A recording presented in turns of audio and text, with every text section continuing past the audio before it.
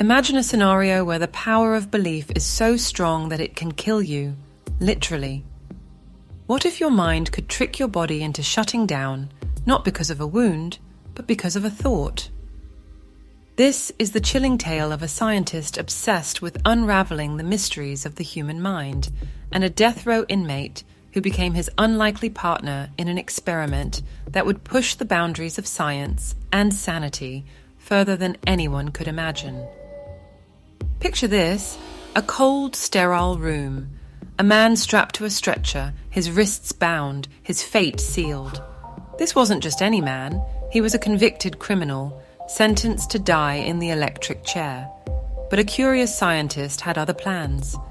Approaching the inmate with an offer too strange to refuse, he said, "I can give you a different ending.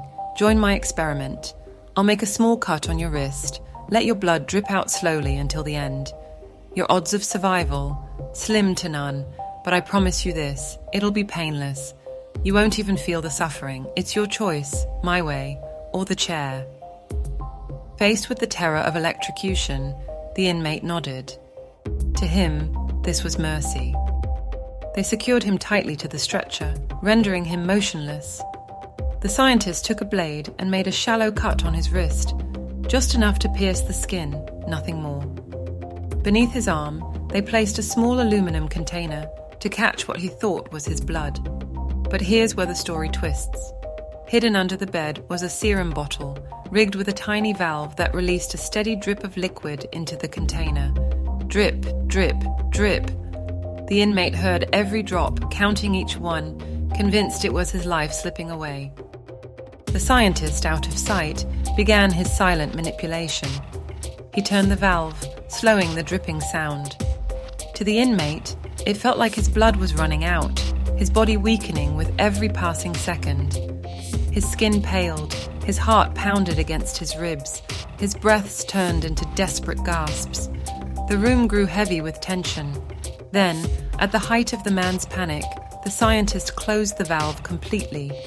The dripping stopped, and in that moment, the inmate's heart seized. He collapsed into a fatal heart attack, dead without losing a single drop of real blood. What happened here?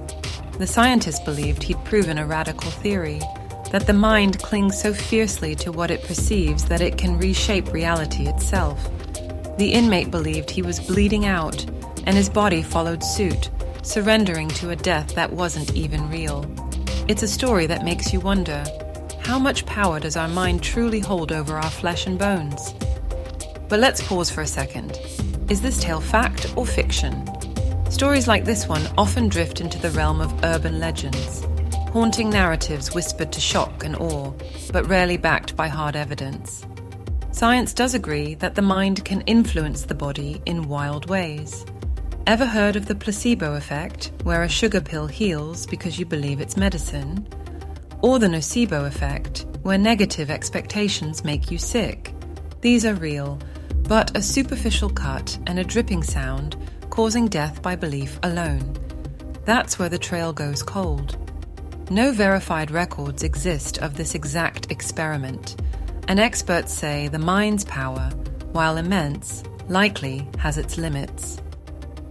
Still, the why behind this story lingers.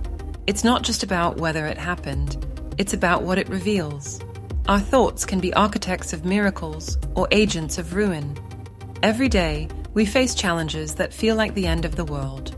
Someone might tell you, there's only a slim chance you'll make it through. And too often, we let that slim chance define us, believing only what we can see or fear. But what if we flip the script? As the old saying goes, he who thinks he'll fail has already lost. And on the flip side, he who thinks he'll win takes a step toward victory. This eerie tale, legend or not, holds a mirror up to us all. It's a reminder that our minds are wild, untamed forces, capable of shaping our health, our lives, even our survival. So, the next time you're staring down a mountain of doubt, ask yourself, what do I choose to believe? Because in the end, that choice might just be the difference between rising up or fading away.